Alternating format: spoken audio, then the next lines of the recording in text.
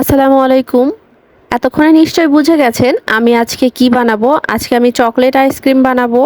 আর ice cream কিন্তু ছোট বড় সবারই পছন্দ। শুধু ছোটদের পছন্দ তা না, বড়রাও কিন্তু আইসক্রিম অনেক পছন্দ করে। এভাবে যদি বাসায় আইসক্রিম বানানো যায়, কেউ খেয়ে কিন্তু বুঝতেই পারবে না এটা বাসায় বানিয়েছেন নাকি দোকান থেকে কেনা।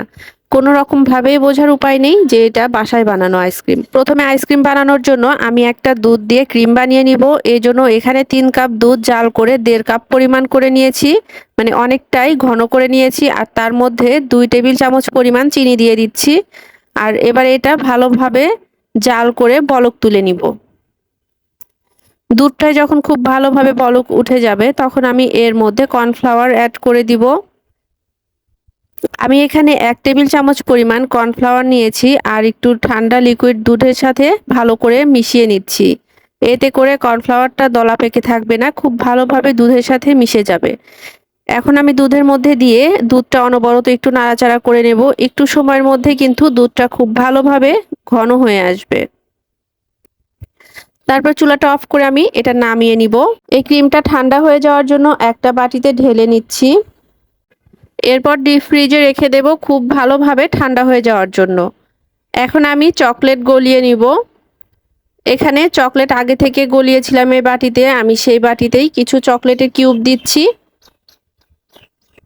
আইসক্রিমের মধ্যে যদি এরকম লিকুইড চকলেট দেওয়া যায় তাহলে খেতে কিন্তু আরো বেশি ভালো লাগে। গরম পানির উপরে আমি একটা বাটি বসিয়ে তাতে চকলেট আর কিছুটা লিকুইড দুধ দিয়েছি। এবার চকলেটটা ভালোভাবে একটু মেল্ট করে নিচ্ছি। চকলেটটা যেহেতু খুব গরম আছে তাই এটা নর্মাল টেম্পারেচারে আসার জন্য আমি বাইরে রেখে দিচ্ছি, এতে করে চকলেটটা কিন্তু ঠান্ডা হয়ে যাবে। এখানে আমি ট্রপিক্যাল হুইপড ক্রিম ব্যবহার করব 1 কাপ পরিমাণ। এটা কিন্তু যে কোনো অনলাইন পেজ থেকে, বেকিং পেজগুলো থেকে আপনারা অর্ডার করে নিতে পারবেন। তারপর আমি 1 কাপ পরিমাণ ক্রিম এখানে একটু ভালো করে ব্লেন্ড করে নিচ্ছি। ক্রিমটা কিন্তু একদম ঠান্ডা অবস্থাতেই নিতে হবে, তাহলে ব্লেন্ড করতে সুবিধা হবে, আইসক্রিমটা খুব তাড়াতাড়ি রেডি হয়ে যাবে। আমি কিছুক্ষণ ব্লেন্ড করে নেওয়ার পরে যে দুধ দিয়ে ক্রিমটা বানিয়ে রেখেছিলাম ফ্রিজে ঠান্ডা হওয়ার জন্য, সেখান থেকে কিছুটা পরিমাণ আমি এই ক্রিমের সাথে মিশিয়ে আবারও ব্লেন্ড করব এবং সবকিছু ভালো করে মিশিয়ে নিব। একই রকম ভাবে আমি এর পরে আবার বাকিটা ক্রিমও মিশিয়ে নিব। আর কিছুক্ষণ এভাবে ব্লেন্ড করার পরে কিন্তু ক্রিমটা খুব ভালো একটা কনসিস্টেন্সি চলে আসবে, একদম দোকানের আইসক্রিমগুলো গলে গেলে যেরকম হয় সেরকম। এখন আমি এখানে একটু চকলেট ইমালশন দিয়ে দিচ্ছি 1/3 চা চামচের মতো। আপনাদের কাছে ইমালশন না থাকলে সেক্ষেত্রে চকলেট এসেন্স ব্যবহার করবেন, এতে করে আইসক্রিমের ঘ্রাণটা কিন্তু একদম চকলেটের মতোই হবে। আর দিয়ে দিচ্ছি বেশ কিছুটা পরিমাণ লিকুইড চকলেট, তখন যে গলিয়ে রেখেছিলাম সেটা। এবারে সবকিছু আবারও খুব ভালোভাবে মিশিয়ে নিয়েছি। আর এরই মধ্যে কিন্তু আমার আইসক্রিমটা রেডি হয়ে গেছে। এবারে আমি ফ্রিজে রেখে সেট করে নেওয়ার জন্য একটা আইসক্রিমের বাটি নিয়েছি আর তার মধ্যে ক্রিমের লিকুইডটা ঢেলে নিয়েছি। দেখতে আরো সুন্দর লাগবে আর খেতেও ভালো লাগবে, সেজন্য আমি আইসক্রিমটার উপরে বেশ কিছুটা চকলেট দিয়ে দিচ্ছি এবং একটু ডিজাইন করে নিচ্ছি। আপনারা চাইলে কিন্তু এই পার্টটা স্কিপ করে ফেলতে পারেন, কারণ এই চকলেটটা না দিলেও কিন্তু আইসক্রিমটা হয়ে যাবে আর তাও খেতে ভালো লাগবে। কিন্তু আমি এটা দিয়েছি আর একটু টেস্ট বেশি হওয়ার জন্য। এবার একটা কাঠির সাহায্যে কিছুটা একটু ডিজাইন করে নিচ্ছি। এটা কিভাবে করেছি সেটা নিশ্চয়ই দেখতে পেরেছেন।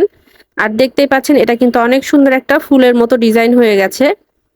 এবারে আমি এটা ঢাকনা দিয়ে ঢেকে ডিপ ফ্রিজে রেখে দেব 8 থেকে 9 ঘন্টার জন্য। এর মধ্যে আইসক্রিমটা খুব ভালোভাবে জমে যাবে। ফিরে আসছি আইসক্রিমটা ভালোভাবে জমে যাওয়ার পরে, আপনাদেরকে দেখাচ্ছি এটা কতটা পারফেক্ট হয়েছে। আইসক্রিমটা কিন্তু খুব ভালোভাবে জমে গেছে। একটা চামচের সাহায্যে আমি এটা একটু তুলে নিচ্ছি। এটা কিন্তু একটু ঠান্ডাটা কমে গেলে তুলতে আরো অনেক সহজ হতো, আমি বেশি ঠান্ডা থাকা অবস্থাতেই তুলে ফেলেছি। তারপরেও কিন্তু মাশাআল্লাহ অনেক সুন্দর হয়েছে। আর আইসক্রিমটা খেতে কিন্তু একদম দোকানের আইসক্রিমের মতো, বরঞ্চ একটু বেশি ভালো বলবো। এবারে দেখতে আরো একটু ভালো লাগার জন্য উপরে আমি কিছুটা লিকুইড চকলেট আর কিছু সুগার বলস দিয়েছি। এটা পুরোটাই অপশনাল, এটা না দিলেও চলবে।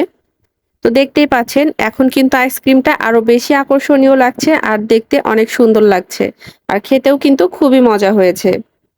তো আজকের ভিডিওটা আপনাদের কেমন লেগেছে সেটা কিন্তু জানাতে পারেন। আর আমার চ্যানেলটি সাবস্ক্রাইব না করে থাকলে প্লিজ সাবস্ক্রাইব করবেন।